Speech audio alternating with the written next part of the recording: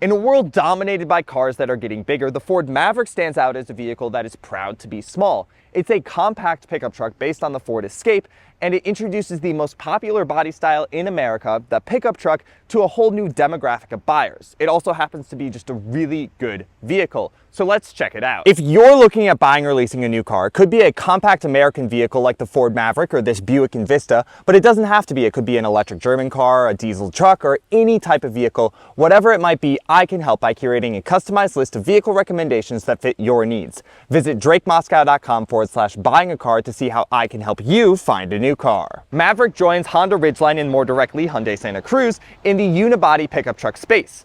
Trucks are traditionally built in a body-on-frame form where the body rides atop the chassis of the vehicle. Smaller crossovers and almost all cars are built in a unibody form where the outline of the vehicle is integral to the structure of the car. This allows for greater packaging efficiency, which means that this compact Ford Maverick, which is much smaller on the outside than its mid-sized brothers, think Ford Ranger, Chevy Colorado, Toyota Tacoma, has about the same interior space as those vehicles. So sitting in the second row of the Ford Maverick behind my ideal driving position, I have about the same amount of space I had in the new Toyota Tacoma and GMC Canyon. My knees are touching up against this seat, but I do fit plenty of footroom, plenty of headroom, and these packaging efficiencies are why most new vehicles are built in a unibody manner if you don't need the capability benefits of a body-on-frame vehicle. One area where the Maverick isn't quite as big as the midsize category is in the bed. This is a 4-foot bed, which is pretty small, but it's still a really usable space, and it can hold up to 1,500 pounds worth of stuff, which is pretty impressive.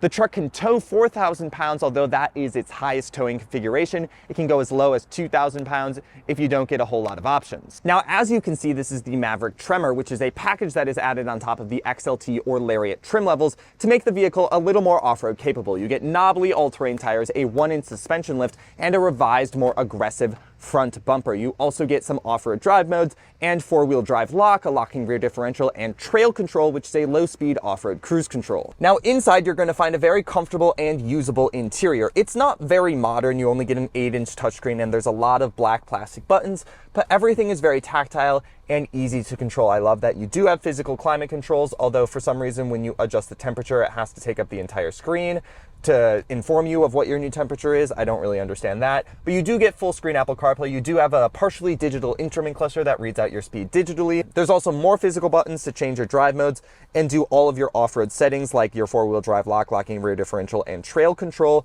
And I also like that on this Lariat trim level, you get 3-level heated seats and a heated steering wheel. All Ford Mavericks are powered by 4 cylinders, and there are 2 on offer. You can get this 2-liter turbocharged 4-cylinder making 250 horsepower, which is quite peppy, or there's a 2.5-liter hybrid system that should return 37 mpg and makes 191 horsepower. Now that hybrid system is only available in front-wheel drive, but I think you should consider it because I have not seen very good fuel economy at all in this 2-liter turbocharged version. It's rated at 21 mpg with all-wheel drive and the Tremor package, but I've been seeing 19 mpg, which is not very good at all for a compact pickup truck. I think one of the benefits of getting a smaller vehicle should be improved fuel economy, but 19 mpg is the exact same figure I saw in the Ford F-150 Hybrid, which is a full-size pickup truck. All right, driving the Ford Maverick Tremor, and the first thing I really realize about this car when I get behind the wheel is how peppy this 2-liter turbocharged 4-cylinder is. I mean, 250 horsepower is quite a bit of power for this small of a vehicle, this compact pickup truck, and it definitely zips the vehicle along at quite a fast clip. I actually really enjoy how the power is delivered in this vehicle. There's not a lot of throttle lag, like the throttle response is really good. There's also not a lot of turbo lag either. You kind of just get the power right away, which feels really good. Now, the downside of that is the fuel economy of this vehicle. In the 265 miles I have been driving with this car, mostly in an urban setting, I have been averaging 19.5 mpg, which really isn't good. That figure was a lot lower too, closer to 15 miles per gallon before I put any highway miles on this vehicle. So it's not that efficient, even though it is so small. This is kind of a thirsty 2-liter turbocharged 4-cylinder. And another detriment of how thirsty this vehicle is you just don't get that much range out of a single tank of gas. I've been seeing about 280 miles per tank, which just means you have to stop and refuel a bit, and prices of gas are obviously pretty high, especially here in Southern California, so that is a bit annoying. So I'd be really interested to see how the hybrid Ford Maverick drives. Obviously that one is only front wheel drive, so that definitely makes it a bit less usable for some people who really want all-wheel drive, especially for a pickup truck. That just kind of makes sense. But I'd be interested to see how that vehicle performs in the real world, how the power difference is, because it's down 59 horsepower compared to this 2-liter turbocharged 4-cylinder. But it should get a lot more MPG and a lot better MPG, especially in an urban setting like where I live. So I definitely want to try to get my hands on the hybrid one to see how that performs. Now, in terms of other driving dynamics, this vehicle is actually rather quite comfortable. I think the thick sidewalls on the Tremor package definitely help improve this car's ride, but it's a genuinely comfortable vehicle. If you have driven Ford Bronco Sport, this is going to drive very similar. They're based on the same platform and share the same chassis. And the interior of this vehicle also helps it feel quite comfortable. These seats are really comfortable and supportive. The steering wheel is nice and leather wrapped.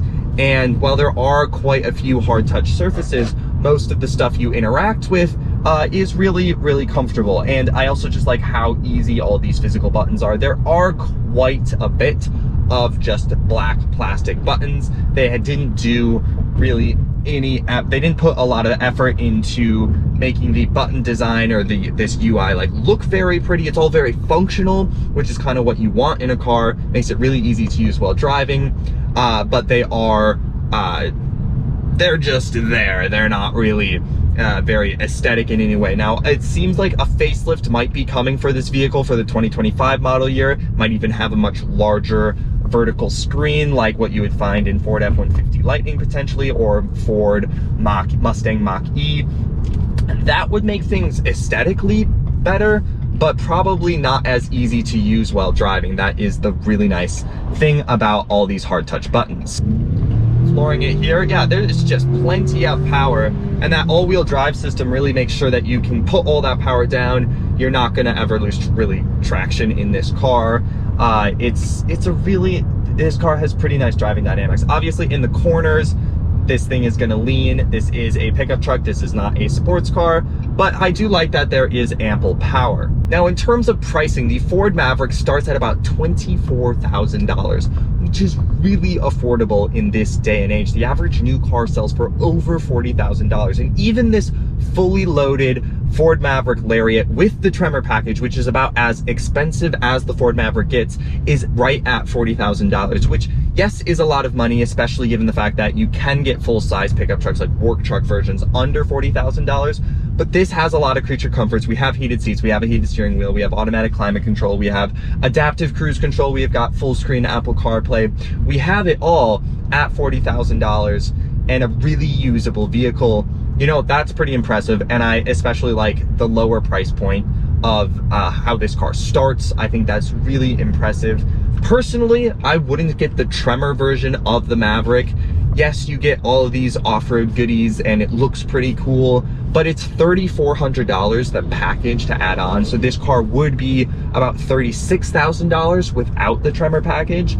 And I think the appeal of the Maverick is its price, is how affordable and accessible this vehicle is. So I would definitely be okay getting a less equipped vehicle, maybe not automatic seats, maybe not as nice of speakers or not as many features on the inside, to be getting this vehicle and all of, you know, the good ride and maybe the power if you do get this engine for a lot less. I think that's really appealing to me. So that's the Ford Maverick. It is a strikingly usable pickup truck in almost any setting, including an urban one. My biggest complaint with the vehicle is its abysmal fuel economy, but that could be solved by opting for the hybrid one. I am very impressed with this vehicle, especially for its price point. Thanks for watching. Like, comment, share, and subscribe, and I'll catch you guys in the next video.